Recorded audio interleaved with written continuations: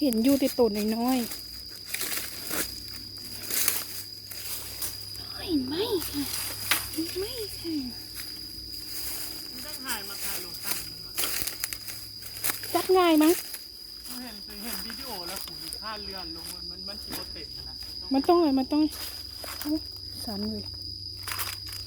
มันจับง่ายมั้งตะลูดทำไมตะลูดแล้วค่ะ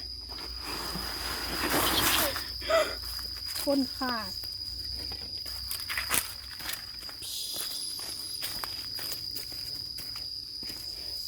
ป้าเหือ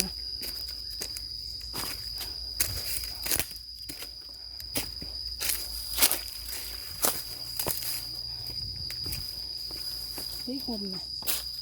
ไอ้พวกนี้บนท้องหลัง ดูกันไปมานี่